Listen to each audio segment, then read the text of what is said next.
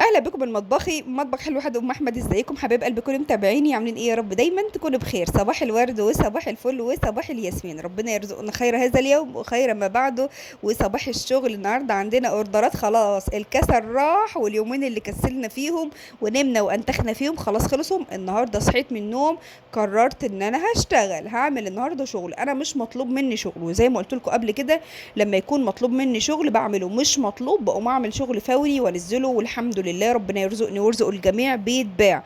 فاوقات بكاسل بصراحه واقول مش عامله، واوقات اقوم اعمل اما يكون الدنيا مزنقه معايا. وعايزه اقول لكم خلاص بقالي كام يوم الدنيا مزنقه معايا، اشتريت الخامات وجبت بقى شويه حاجات كده زي ما انا قلت لكم الفيديوهات اللي فاتوا. وبقالي يومين ما اشتغلتش، مش عارفه ليه، مع ان ما كانش معايا فلوس. المفروض كنت قمت كده واتشجعت واشتغلت، بس كان كنت حاسه ان انا تعبانه، يعني كنت حاسه ان انا تعبانه ومش قادره. فقلت مش مشكله اريح اليومين دول.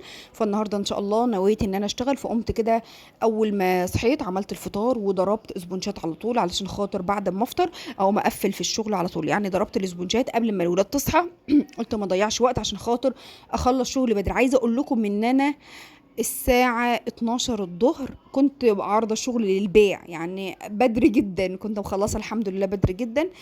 كنت عارضة الشغل وجالي شغل تاني ورجعت ضربت شغل تاني. يعني ما شاء الله جالي شغل.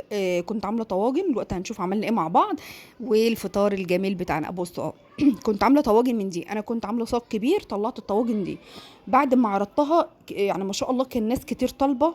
فرجعت قلت انت قدامك اليوم طويل يا بت، وانت هتعملي ايه النهارده؟ اصلا انا عندي من امبارح لوبيا في التلاجة، حطيتها في التلاجة. قلت ابقى امشي بها يوم مش مشكله، وهعمل جنبها بقى رز واي حاجه بسيطه.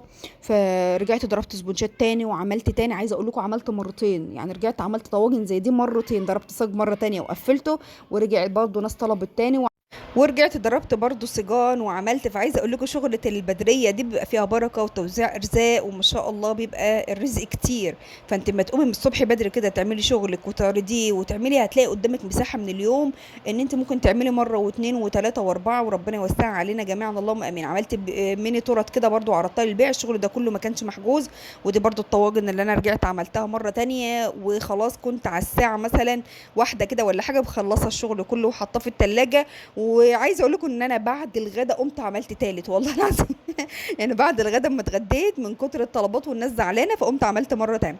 الغدا بتاعنا ايه النهارده يا بنتي يا ام احمد؟ انا عندي من امبارح لوبيا، وكان عندي طبقين لوبيا. انتوا عارفين بقى ان عيالي ما لهمش في الاكل البيت، بس قلت والله ما انا راميهم ارمي طبقين لوبيا. بصوا في الحالات اللي زي دي بقوم حطاهم في علبه في التلاجة.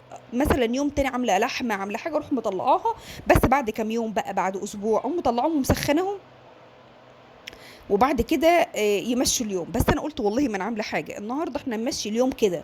ما انا طبخه حاجه، احنا امبارح كنا عاملين فراخ، النهارده هعمل ايه؟ يعني هرجع اسلق بطاطس مثلا وبيض ومش عارفه ايه؟ طب ما انا عندي لوبيا، طب ما انا امشي اليوم على كده وخلاص، واركز انا في شغلي. يعني لما بكون بقالي كام يوم ما اشتغلتش بصراحه ببقى متحمسه للشغل وعايزه اعمل للناس كلها وعايزه اكل الناس كلها. خصوصا ان اليومين اللي فاتوا كل الناس كانت كل شويه تكلمني مفيش حاجه حلوه والله ما اشتغلت، مفيش حاجه حلوه والله ما عملت. فانا ببقى عايزه ارضي الناس كلها، وكل الناس اللي كلمتني وطلبت مني ببقى حابه ان انا راضي الناس كلها. طبق الشوربه بقى اللي كان بايت من امبارح، عملت بيه طبقين ملوخيه كده، وطشيت عليها طشه توم، وسخنت اللوبيا اللي كانت باقيه برضو. كانوا طبقين ما شاء الله والله كانوا كبار. وعملت شويه رز ابيض، حمرت بتنجان، بعت الولا يجيب شويه مخلل، ونمشي اليوم والف حمد وشكر ورضا.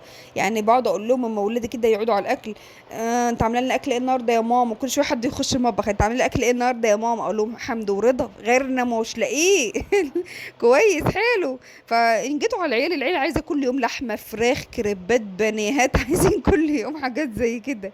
ما هم مش عايزين اكل زي ده. والله احنا كنا زمان، عايزه اقول لكم زمان كانت امي كانت تعمل الخضار مع رز كده والله. يعني كانت تعمل فاصوليا ورز، لوبيا ورز، بطاطس ورز.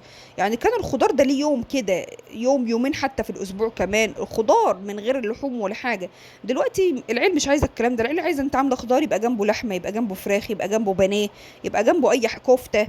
يعني انا قليل قوي لما تلاقوني بعمل خضار وجنبه رز وامشي اليوم. يعني يمكن اليومين دول هتلاقوني بعملها كتير، الدنيا ايه مزنقه معانا. انما كان قليل لما تلاقوني عامله كده. فالعيال ما هيش عايزه الحاجات دي، ما بتشجعش. انما زمان والله كانت امي تعمل مره يوم شوربه عدس، يوم فاصوليا ورز، يوم لوبيا ورز، يوم بسله ورز. كانت الدنيا بتمشي كده. تلاحظوا ان الاكل زمان كان كده. وكانت اللحوم والحاجات دي كانت هي يوم في الاسبوع، يعني يوم يجيب لحمه، يوم نجيب فرخه، يوم الدنيا تمشي. وكانت والله الدنيا ماشيه وكان فيها خير وبركه. وكانت صحتهم زي الفل. احنا هنا ما شاء الله انا بستعجب والله العظيم، الجيل بتاعنا ده احنا بناكل كل حاجه. كل حاجه بناكل، لحوم وفراخ، وبنعمل كفتات، وبنعمل اللي على هوانا، وبنعمل اللي على كيفنا. بس صحتنا زي الهم، ما تفهموش ليه. يعني النقطة اللي عايزة افهمها ليه صحتنا كده، مش فاهم.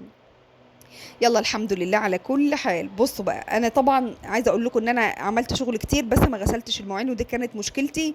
ان انا لما كركبت المواعين كلها في الحوض، وبعد ما اتغديت الطلب كمان طواجن، وقمت اشتغلت كمان، يعني عملت كمان صاج صغير، وعملت طواجن بعد الغدا. فكانت المواعين مكركبه جدا جدا جدا. وده غلطه اللي ما يشطبش المطبخ اول باول بعد الشغل.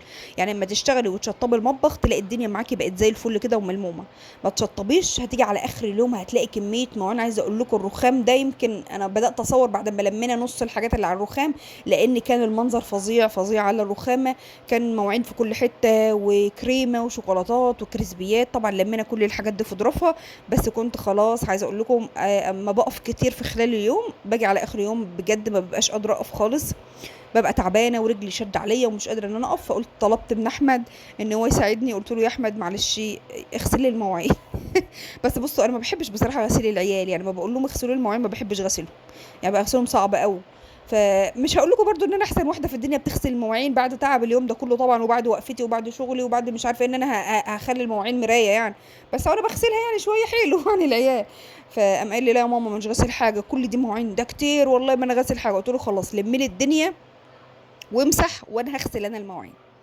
فقعد يفكر شويه. وانا عيالي بيمشوا بالفلوس، يعني ايه تقول لك اديك 10 اديك 5 اديك مش اجيب لك اندومي اجيب لك. فانا قلت له ما انا اجيب لكم اندومي بصراحه. يعني قلت له بعد ما نخلص هجيب لكم اندومي واتعشوا بيه. فهنا بقى قاموا زي الرهوان. ففئة قامت تنظف الشقة من بره، ان هي بس مش هينظفوا يعني حاجة، هم هيرتبوا المخدات اللي موقعينها، هيسووا فرش الكنب الكسوة اللي مفشكلينها كده. يعني السراير اللي بتنططوا عليها طول النهار هيسووا ملاياتها. هو ده يعني اللي العيله هتعمله، مش هتعمل اكتر من كده. طبعا الكنيس والحاجات ده ما يعرفوش يعملوه، انا اللي هعمله. يعني بعد ما اخلص هقوم رايحه كنسه. وكده تلاقوا الدنيا بقت زي الفل. طبعا مطبقه مثلا لما هدوم على الحبل اقول لهم طبقوها، يعني الحاجات اللي زي دي. فهنا بقى كل واحد بدأ يشتغل عشان خاطر كيس الاندومي. عيال واطيه. قلت لاحمد بقى ايه عبلي الزيت في الازازه، وامسح لي بقى العجانات، وامسح لي الحاجات دي. وبمناسبه الناس اللي عماله تقول لي بيعي العجان الاحمر يا ام احمد، بيعي العجان. لا ابيع ايه يا جماعه؟ العجان ده اول هديه جات لي من فاطمه. عارفين يعني ايه اول هديه جات لي من فاطمه؟ يعني حاجه عزيزه على قلبي جدا.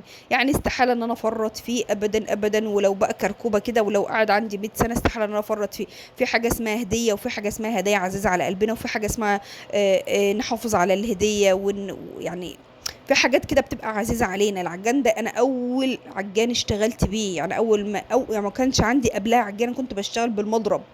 كنت بضرب بالمضرب. فلما جالي العجان ده واشتغلت بيه فحاجة كبيرة، فاهمني؟ فالعجان ده استحالة أبدا أبدا أبدا إن أنا أفرط فيه ولا أشتله حتى من على الرخامة. هو فعلا عزيز على قلبي وما اقدرش ان انا افرط فيه. وبحب شغله وبحب ضرب الكريمه بتاعته، وبحبه في حاجات معينه ما ارتحتش في اي عجان غير فيه هو. يعني رغم ان في حاجات حلوه كتير كتير والتاني جميل وحلو، بس انا والله العظيم بحب الجانو. انا بحب العجان الاحمر ده. انا بحب العجان ده بالذات. يعني ناس كتير حتى قعدت تقول لي ما تغيريه، انت بتجيبي عجانات ما تجيبي اكبر، ما تجيبي احسن، ما تجيبي. انا والله العظيم بحب الجانو وبحب اشتغل بيه. يعني لولا ان الشبك بتاعه مكسور انا انا عشان كده طلعت التاني عشان الشبك بتاعه مكسور. طبعا احمد لقيته بيمسح لي من على الوش كده، قمت له ايه شايفين؟ قلت له خبطتين على ظهره كده، قلت له شيل يالا اسحب العجانات وامسح تحتها يالا. ما بتأمر بقى مش هجيب لهم اندومي ده، انا طلعت عينيهم بكيس الاندومي ده. جه في الاخر قعد يقول لي مش عايز مش عايز انت عماله تشغليني. قلت له امسح تحت العجان. طبعا يا بختها اللي تتجوز احمد ابني ده والله. هو بصوا رغم احمد عنده حته، رغم ممكن يقول لي لا والله مش عامل وي وي، بس ما يحس ان انا تعبانه فعلا والله بيقوم بيساعدني. يعني هو فعلا عشان شايف ان انا اشتغلت كتير وعملت، لا تحسه عنده شويه دم. انما محمود ما عندوش ريحه الدم. ما عندوش ريحه له. الاندومي اللي انت بتاكلين دي انت حاسه ان هو ايه؟ سعودي. حاسه ان هو سعودي ليه بقى؟ لأن هو أصلا طعمه مختلف عن اللي هنا. انا عملت ايه بقى عشان يبقى يخليه مختلف؟ تفتكر عملت ايه؟ حطينا مرقة دجاج وكسرنا صوابع بطاطس ونحطين المية بقى طعمه زي ايه؟ بقى طعمه زي الاندومي السوري. أكله هو